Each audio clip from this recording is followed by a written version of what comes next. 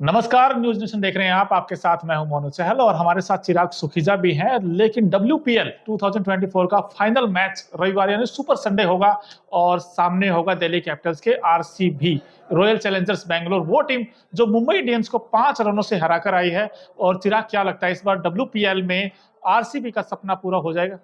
देखिए, यहाँ पर ना दिल और दिमाग दो अलग-अलग चीजें चल रही हैं। अगर आप देखेंगे तमाम चीजों पर, फैक्ट्स पर, तो कहीं ना कहीं वो दिल्ली कैपिटल्स की टीम थोड़ी सी ज्यादा मजबूत जरूर नजर आ रही है। ये मेरा पर्सनली मानना है। ठीक है। वो भी बताऊंगा क्यों मजबूत है, क्या ताकत है दिल्ली कैपिटल्स की, क्या कमजोरी है, आरसीबी की क्या ताकत है, क्या कमजोरी है।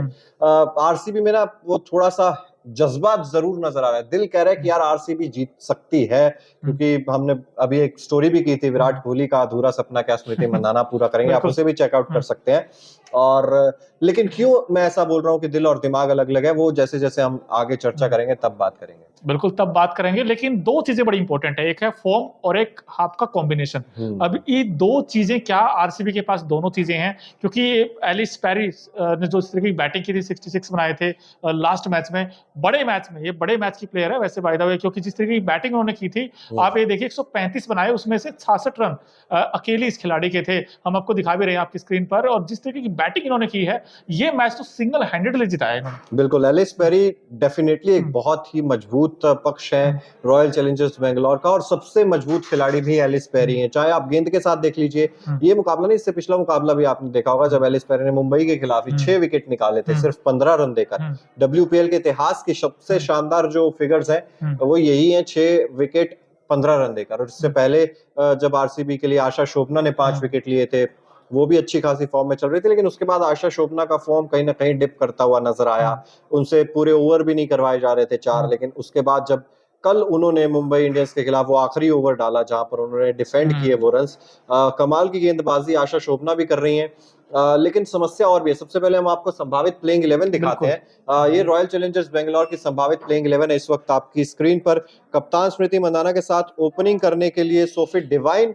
अब सोफी डिवाइन बीच में से बहुत सारे मैचेस के लिए मिडिल ऑर्डर में भी बल्लेबाजी करने के लिए आ रही थी, लेकिन ऐसा अब माना जा रहा है कि शायद सोफी डिवाइन के लिए ओपनिंग स्लॉट ही बेटर रहेगा। उसके बाद एलिस पेरी आती हैं, दिशा कसाट है, Richa Ghosh wicket keeper batsman batter, और उसके अलावा सोफी मोलिनेक्स हैं, जॉर्जिया वेयरहैम है, श्रियंका पाटिल, आशा शोभना, श्रद्धा पोखरकर और रेणुका सिंह ठाकुर। तो इस तरीके की है बेंगलुरु की प्लेइंग 11।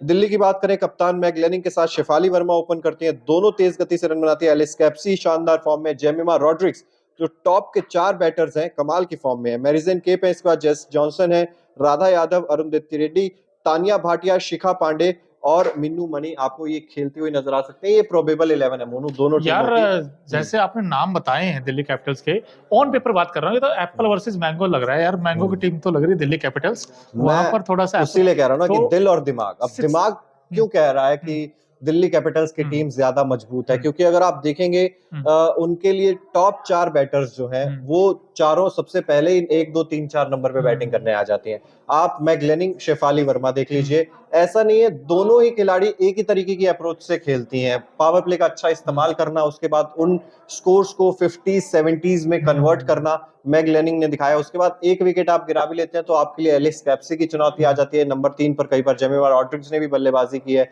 तो ये जो चारों बैटर्स है ना, ये कहीं ना कहीं आपका खेल बिगाड़ देते हैं शुरुआत में ही। अगर आरसीबी को इस फाइनल मैच को जीतना है तो इन 4 में से 2 बैटर्स को कम से कम आपको ना वो जल्दी पावर प्ले के अंदर ही निपटाना होगा। ये सबसे बड़ा चैलेंज मेरे हिसाब से आरसीबी के सामने होने वाला है। लेकिन ना आरसीबी की टीम जिस तरीके से अब तक खेली है, वैसे 2 मैच हुए हैं, अब दोनों में उनको हार हुई थी दिल्ली कैपिटल्स के सामने। लेकिन दिल्ली टोटल 4 2 WPL 2023 में हुए थे, 2 मैचेस WPL 2024 में हुए। चारों के चारों मैचेस दिल्ली कैपिटल्स ने ही जीते हैं। और जो पिछला मुकाबला इन्हीं दोनों टीमों के बीच हुआ था वो मैच नंबर 17 था WPL 2024 का। उसमें आप अगर देखेंगे तो 181 बनाए थे दिल्ली कैपिटल्स ने। टॉस बेंगलोर ने जीता था, पहले गेंदबाजी की दिल्ली के मैदान पर। ये शॉकिंग डिसीजन था थोड़ा सा मेरे हिसाब से। बेंगलोर ने गेंदबाजी की, 181 बनाए दिल्ली कैपिटल्स ने। उसमें भी आप देखेंगे कैप्सी ने बहुत अच्छी बल्लेबाजी की, जेमिमा रॉड्रिक्स की 50 उस मुकाबले में आई थी। सिर्फ 1 रन से वो मैच हार गए थे। शुरुआती बेंगलोर के विकेट्स जल्दी गिर गए थे, स्मृति मंदाना भी जल्दी आउट हो गई थी। वहां पर भी एलिस पेरी ने पारी को संभाला और ऋचा घोष 29 गेंदे 51 रन मोनू। लास्ट बॉल पर 2 रनों की जरूरत थी, 1 रन भी नहीं ले पाई ऋचा घोष, रन आउट हो गई थी। 1 रन से, सिर्फ 1 रन से रॉयल चैलेंजर्स बेंगलोर की टीम वो मुकाबला हार गई थी।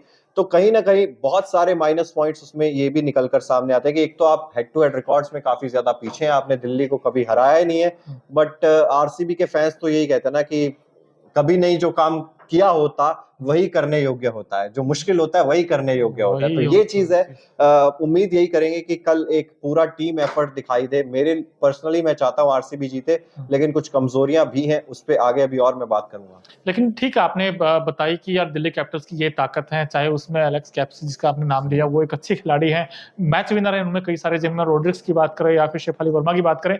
लेकिन आरसीबी ऐसा क्या करे दिल्ली कैपिटल्स को हराने के लिए? अगर आपको 2-3 पॉइंट्स अगर आपको बताने हो तो क्या क्या करना होगा दिल्ली कैपिटल्स को? सबसे पहले तो फील्डिंग पे थोड़ा सा ध्यान देने की जरूरत है। पेरी डेफिनेटली बहुत, तो मैं वही कह रहा हूँ ना, पेरी एक 3D प्लेयर है ना। बैटिंग अगर आप देखेंगे वो भी आप 10 में से 10 नंबर देंगे, अगर आप गेंदबाजी देखेंगे तो भी आप 10 में से 10 नंबर देखेंगे, और फील्डिंग में तो शायद आप 10 में से 11 नंबर देंगे। कमाल का एफर्ट रहता है हमेशा, वो कहते हैं ना कि समर्पण रहता है फील्डिंग के लिए, जब भी वो फील्ड पर अपना 100% देती है। सभी खिलाड़ियों को ऐसा करना होगा वहां पर, चाहे जितनी भी प्लेयर्स हैं आरसीबी की, फील्डिंग एफर्ट दिखाना होगा। और उसके अलावा शुरुआती झटके चाहिए। अब उसके लिए क्या करना होगा? उसके लिए जो प्रेशर आता है वो रेणुका सिंह ठाकुर पे आता है। रेणुका सिंह ठाकुर WPL 2024 शुरुआत जैसी हुई थी, उसके बाद जो कहते हैं ना कि जब से दिल्ली आई है, दिल्ली आते ही वो दिल नहीं लग रहा, शायद दिल नहीं लग रहा, रेणुका ठाकुर विकेटलेस गई है कल भी वो इनफैक्ट। तो रेणुका सिंह ठाकुर नई गेंद से गेंदबाजी करती हैं, जरूरत है उनको कि शुरुआती झटके दें आप दिल्ली की टीम को, तभी आप इस गेम में बन सकते हैं। अगर वो पार्टनरशिप 50-60 रन की जाती है, फिर जेमिमा रॉड्रिक्स पीछे से आकर मैच खींच के ले जाती हैं। शुरुआती झटके देना बहुत ज्यादा जरूरी है, और रेणुका सिंह ठाकुर पर ये जिम्मेदारी रहने वाली है। और उसके अलावा फील्डिंग में आपको गलती नहीं करनी है। मुझे याद है मैं स्टेडियम में मौजूद था मोनू, गुजरात जायंट्स के साथ आरसीबी का मुकाबला था।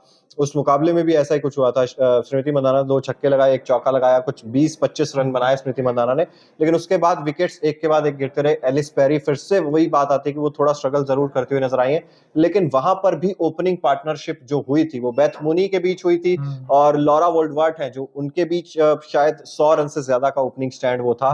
आरसीबी वहीं पर ही कहीं ना कहीं मात खा गई थी, कॉन्फिडेंस डाउन हो गया था। और उसमें भी अगर आप देखेंगे तो बहुत सारा जो आपके आउटफील्ड में प्लेयर्स थे, फील्डिंग जो थी बहुत ही खराब नजर आ रही थी, हाथ के पैरों के बीच में से गेंद निकल कर जा रही थी। और एक बार जब ये प्रेशर आता है ना, तो आरसीबी की टीम उस प्रेशर को हैंडल नहीं कर पाती है। तो फील्ड में आपको उसी तरीके से 100% अपना देना होगा। और उसके अलावा शुरुआती झटके के लिए मेरा मानना है कि रेणुका सिंह ठाकुर को वहां पर कुछ एफर्ट्स लगाने पड़ेंगे। बिल्कुल, फील्डिंग आपने बात की, कैचेस विन मैचेस हम हमेशा कहते हैं क्रिकेट फॉर्मेट्स में, लेकिन अब एक चीज बड़ी इंपॉर्टेंट है, दिल्ली कैपिटल्स की वीक लिंक्स क्या है और आरसीबी का वीक लिंक्स क्या है, आपको जो अब तक आपने ऑब्जर्व किया हो दोनों टीमों? देखिए, आरसीबी का मैंने वीक लिंक आपको बताया कि वहां पर समस्या है तेज गेंदबाजी में थोड़ी सी, लेकिन एलिस पेरी को अगर आप छोड़ दें, बाकी तेज गेंदबाजों से आपको थोड़ा एफर्ट चाहिए होता है, खासतौर पर तब जब आप पहले अगर बल्लेबाजी कर रहे हो। अब ये जो हम कह रहे थे ना कि ये दिल्ली कैपिटल्स के खिलाफ उन्होंने पहले गेंदबाजी करने का फैसला क्यों किया, जबकि एक पैटर्न चला आ रहा था लगातार कि दिल्ली में आप जा रहे हैं तो आप टॉस जीतकर पहले बल्लेबाजी कर रहे हैं। आरसीबी ने शॉकिंग डिसीजन क्यों लिया था? क्योंकि 2 मैचेस पहले बल्लेबाजी करते हुए ही उनको हार मिली थी। शायद इसीलिए कप्तान स्मृति मंदाना की सोच रही होगी कि हम इस बार इस मुकाबले में शायद पहले गेंदबाजी करते हैं। तो वही चीज है कि आपको शुरुआती झटके नहीं मिल रहा, और अगर नई पहली पारी में गेंदबाजी कर रही है आरसीबी और सामने वाली टीम बैटिंग कर रही है, तो नई गेंद से वो मदद मिलती है वहां पर दिल्ली के मैदान पर, मैंने देखा है। तो नई गेंद जब आपके पास आएगी तो आपको नई गेंद से तेज गेंदबाजी करवाते हैं, तो वहां पर आपको शुरुआती झटके देने होंगे, फील्डिंग एफर्ट करना होगा, वो थोड़ा सा कमजोर नजर आ रहा है। एक वीक लिंक है। इसके अलावा सोफी डिवाइन, उनकी बात करनी भी जरूरी है, क्योंकि सोफी डिवाइन जिस तरीके की प्लेयर है ना मोनू, अगर वो एक बार उनका बल्ला चल गया और उन्होंने 30-40 रन बना दिए, उसके बाद उनको रोकना बहुत ज्यादा मुश्किल हो जाएगा। उसके बाद वो लंबा 70-80 रन की पारी खेलती है, फिर वो कहते हैं ना मोहम्मद सिराज वर्सेस श्रीलंका बन जाता है मुकाबला। अगर सोफी डिवाइन का बल्ला चलता है तो फिर सामने कोई भी होगा नहीं टिकेगा। और जिस दिन नहीं चला तो जैसे पिछले मैच में मुंबई के साथ सिर्फ 10 रन बनाए यार, पूरा WPL आप पूरा WPL देख लीजिए, पूरे WPL में ही उस तरीके का प्रदर्शन नहीं दिखाया सोफी डिवाइन ने।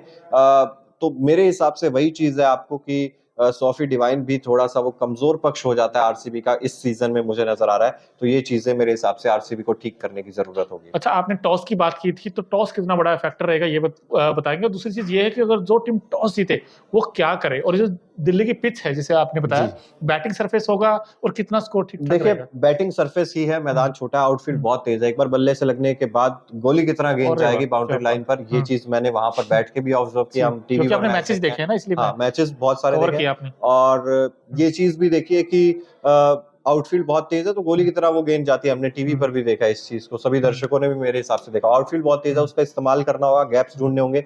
लेकिन आपने कहा ना टॉस, टॉस बहुत बड़ा एक क्रूशियल रोल प्ले करता है दिल्ली के मैदान पर। आंख बंद करके आप पहले बल्लेबाजी करने का ही फैसला करेंगे। आप ऑस्ट्रेलिया नहीं है जो वर्ल्ड कप के फाइनल में इतना जिगरा दिखा दे कि आप टॉस जीतकर पहले गेंदबाजी करें, क्योंकि चेज कर रहे होते हैं जब आप फाइनल में किसी टोटल को, तो एक प्रेशर अलग होता है। आप कितने भी फाइनल के इतिहास उठाकर देख लीजिए, ज्यादातर टीमें टॉस जीतकर पहले बल्लेबाजी करने का फैसला करते हैं। इस पूरे डब्ल्यूपीएल में भी हमने देखा एक पैटर्न चला रहा है, टॉस जीतो पहले बल्लेबाजी करो।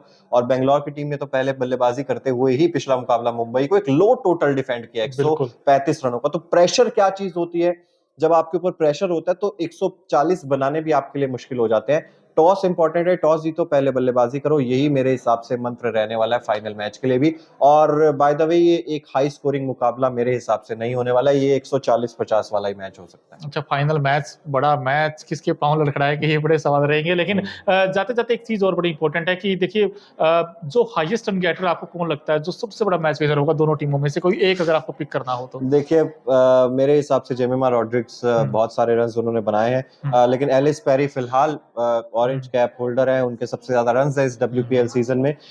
तो मेरे हिसाब से एलिस पेरी ही इस मुकाबले में भी आप उन पर ही कॉन्फिडेंस रहेंगे। लेकिन स्मृति मंदाना का बल्ला चलना जरूरी है। 2 अर्धशतक आए थे बैक टू बैक, उसके बाद फिर 10-15 रन आ रहे हैं। वो एक जो मोमेंटम ब्रेक हुआ है जहां पर Smriti Mandhana, Jemimah Rodrigues, Ellyse Perry, Meg Lanning, ये 4 ऐसी प्लेयर्स हैं जिनसे बल्ले के साथ बहुत ज्यादा उम्मीद रहने वाली है। तो आप बताइए आपके हिसाब से। मेरी तो आप शांत हैं इस वीडियो? मैं शांत इसलिए हूं क्योंकि आपकी बातें बड़ी अच्छी लगी, क्योंकि आपने सारे मैचेस कवर किए हैं डब्ल्यूपीएल के, और आपने पिच रिपोर्ट की है, और बड़ी अच्छी पिच रिपोर्ट आपने देखी भी होगी। और जो कल का मैच है, बड़ा मैच है, फाइनल मुकाबला है, उसकी पिच रिपोर्ट भी आपको न्यूज नेशन स्पोर्ट्स पे मिलेगी, तो वो भी आप देखिए। और आपने जिस तरीके से बारीकी से चीजें बताई है लोगों को, आई थिंक ये सबसे बड़ा एग्जाम्पल आपने सेट किया कि भाई ऐसे जाओ और ऐसे ओपन करो, और ये एक वीक लिंक्स है और ये इनकी ताकत है। तो इतनी सारी चीजें बताई, लेकिन मेरी जो फेवरेट टीम है फिलहाल वो आरसीबी है, रॉयल चैलेंजर्स बैंगलोर। तो मेंस नहीं कर पाई, दिमाग दोनों, बिल्कुल, जो मेंस नहीं कर पाई, 16 साल का इंतजार था, वो खत्म करेंगी अब की बार लड़कियां। और हरियाणा में जर्सी नंबर भी 18 ही है, 18 ही है। और हरियाणा में कहा जाता है कि मारी छोरी छोरी तक कम थोड़ी है। तो इस बार लड़कियां धमाल मचाएंगी और आरसीबी को चैंपियन बनाएंगी, मुझे तो ऐसा लगता है, क्योंकि दिल इनका आरसीबी कहता है, दिमाग दिल्ली कैपिटल्स कहता है, कुछ ऐसा है ना? बिल्कुल, दिमाग दिल्ली का। आप बताइए आपका दिमाग और दिल किसके साथ है? और अभी तक अगर आपने न्यूज नेशन स्पोर्ट्स को सब्सक्राइब नहीं किया है तो जल्द से जल्द कर लीजिए।